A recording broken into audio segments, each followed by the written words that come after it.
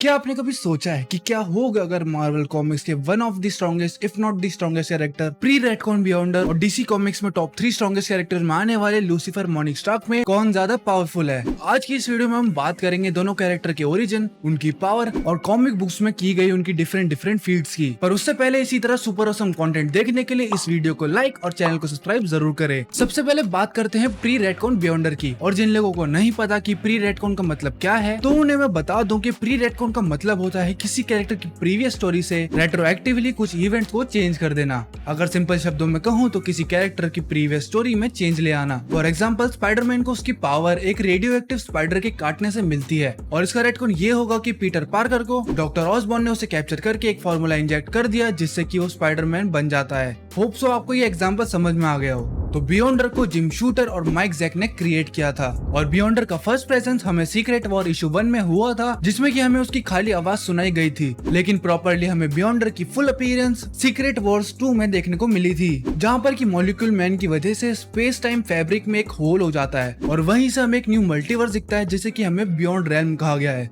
और उस beyond realm को ये लगता है कि वही है जो एग्जिस्टेंस में है, लेकिन मॉलिक्यूल मैन की वजह से उसे बाकी एग्जिस्टेंस के बारे में भी पता चल जाता है, और जो होल स्पेस टाइम फैब्रिक में मॉलिक्यूल मैन ने क्रिएट किया था उसी से बियॉन्ड रेल्म मार्वल मल्टीवर्स को काफी टाइम तक ऑब्जर्व करता है और अदर एग्जिस्टेंस से फैसिनेट होकर बियॉन्ड रेल्म अपनी पूरी कॉन्शियसनेस को एक बीइंग में ट्रांसफॉर्म कर देता है जिसे कि हम बियॉन्डर कहते हैं। और बियॉन्डर को रेडकॉन फैंटास्टिक फोर इशू 319 के दौरान किया गया था। बियॉन्डर मार्वल कॉमिक्स में एक ऐसी एंटिटी है जो मार्वल मल्टीवर्स से नहीं बल्कि ओमनीवर्स है। बियॉन्डर लिविंग एम्बॉडीमेंट है बियॉन्ड रेल्म की, जो कि अपने आप में एक डिफरेंट मल्टीवर्स है, और उसके सामने मार्वल मल्टीवर्स महासागर में एक पानी की बूंद की तरह है। बियॉन्डर ने कॉमिक्स में ये तक कहा है कि शायद उसी ने जाने अनजाने में मार्वल मल्टीवर्स को क्रिएट किया है, और उसके खाली सोचने भर से पूरा मार्वल मल्टीवर्स डिस्ट्रॉय हो सकता है। और ये अपने आप में एक मिरेकल ही है, क्योंकि उसके अकॉर्डिंग मार्वल का मल्टीवर्स उसके जैसे बीइंग को होल्ड भी नहीं कर सकता है। और खाली क्लैरिफिकेशन के लिए बता दूं कि प्री रेडकॉन बियॉन्डर के टाइम पर मार्वल कॉमिक्स में द वन अबव ऑल नहीं दिखाया गया था।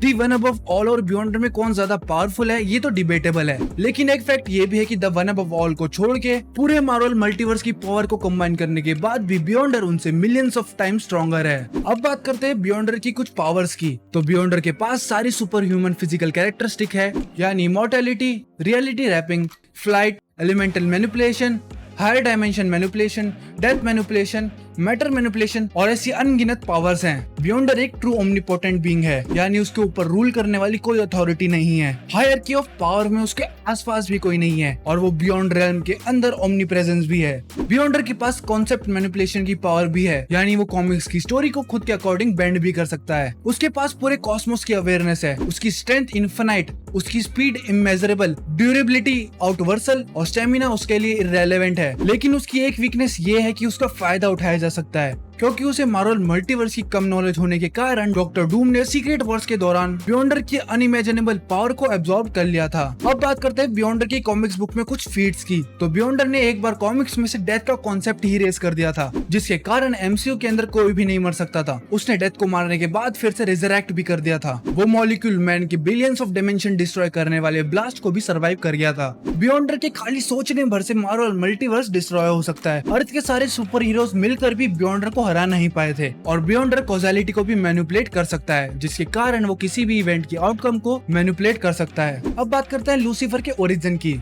तो लूसीफर क्रिश्चियन मैथोलॉजी का एक कैरेक्टर है, पर डीसी में Lucifer at least top 3 most powerful character में आता है, और कुछ लोग तो इसे सेकंड मोस्ट पावरफुल भी मानते हैं। सो लूसीफर कॉमिक बुक में first time the Sandman issue 4 में अपीयर हुआ था, और इसे create Neil Gaiman, Sam Kieth, Mike Dringenberg ने किया था।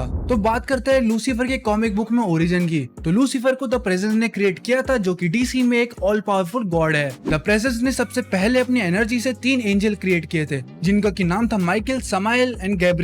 माइकल के पास मैटर क्रिएट करने की पावर थी, और सैमुएल के पास उन मैटर को यूज करके क्रिएशन करने की पावर थी, इसीलिए सैमुएल का नाम लूसीफर पड़ा था, लैटिन में जिसका मीनिंग होता है लाइट ब्रिंगर। और लूसीफर ने ही एग्जिस्टिंग डीसी मल्टीवर्स को क्रिएट किया है, पर लूसीफर द प्रेजेंस के अगेंस्ट रेबेल कर देता है, और उसी के कारण उसे हेवन से निकालकर हेल का रूलर बना दिया जाता है, जहाँ पर लूसीफर बिलियंस ऑफ ईयर तक हेल को रूल करता है। पर उसके रिबेलियस नेचर होने के कारण वो हेल को छोड़कर अर्थ पर आ जाता है। अब बात करते हैं लूसीफर के पावर्स की। तो उसके पास सुपर ह्यूमन स्ट्रेंथ है, जिससे कि वो हर मॉर्टल से ज्यादा पावरफुल है। उसके पास super durability, stamina, agility, reflex, endurance, senses के साथ साथ सुपर स्पीड भी है। लूसीफर एक इमॉर्टल बीइंग है जो कि बिलियंस ऑफ ईयर से एग्जिस्ट कर रहा है एंड एज अ रिजल्ट उसे इस वर्ल्ड की हर एक लैंग्वेज और मार्शल आर्ट टेक्निक आती है। लूसीफर नया ओमनीपोटेंट है क्योंकि उसे द प्रेजेंस ने क्रिएट किया है। लूसीफर ओमनी साइंस भी है, यानी उसे यूनिवर्स की पूरी हिस्ट्री पता है। वो इस दुनिया की हर एक नॉलेज पोजेस करता है, जिससे कि उसके पास वो नॉलेज तक है जो लोग खुद के बारे में भी नहीं जानते। लूसीफर ओमनी प्रेजेंस भी है।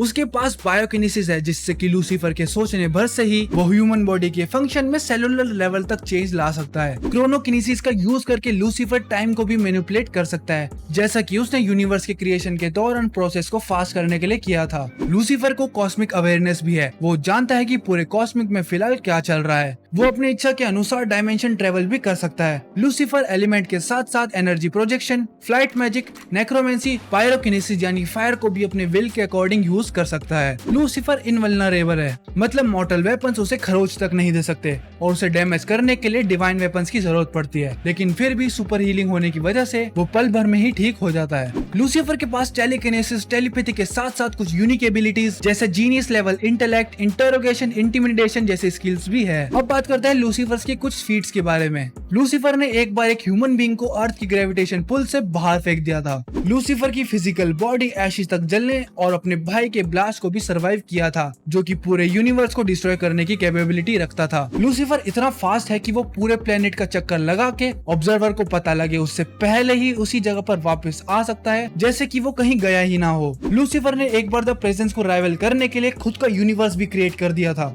लूसीफर का पायरोकिनेसिस इतना स्ट्रॉन्ग है कि वो एंजल्स तक को डिस्ट्रॉय कर सकता है। लूसीफर रियलिटी को अपने मुताबिक रैप कर सकता है, क्योंकि एक बार लूसीफर ने एक बिल्डिंग को इतना श्रिंक किया कि वो उसके हाथ में फिट हो सके, और उसने एक फॉसिलाइज्ड स्केलेटन से एक डीमन को भी रिजरेक्ट किया है। उसने ऐसे बीइंग्स को रियलिटी में लाया है जो कि सिर्फ ड्रीम्स में एग्जिस्ट करते थे और जिसके कारण काफी इमॉर्टल बीइंग्स एग्जिस्टेंस से गायब हो गए थे। लूसीफर ने एक बार पूरे पेंटागन ऑफ गॉड्स को भी डिफीट किया है, जो कि अर्थ के सभी लोगों को पावर देने के कैपेबल थे। लूसीफर ने एक बार तो इमॉर्टल बीइंग्स को भी टाइम में पीछे जाके मारा हुआ है, जिन्होंने द प्रेजेंस की ओमनीपोटेंस को भी चुरा लिया था। तो ये बियॉन्डर और लूसीफर की कुछ पावर्स और फीट्स थी। मेरे ओपिनियन में अगर बियॉन्डर और लूसीफर की फाइट होती है तो बियॉन्डर ही जीतेगा, लेकिन अगर लूसीफर बियॉन्डर की वीकनेस को एक्सप्लॉइट करके उसे समहाउ मैनिपुलेट कर ले तो शायद लूसीफर भी जीत सकता है। आपके क्या ओपिनियन है इसके बारे में कमेंट सेक्शन में जरूर बताना। तो यही था आज की इस वीडियो में। अगर आपको ये वीडियो पसंद आए तो इस वीडियो को लाइक और चैनल को सब्सक्राइब जरूर करें। मैं मिलूंगा आपसे अगली वीडियो में, तब तक के लिए पीस आउट।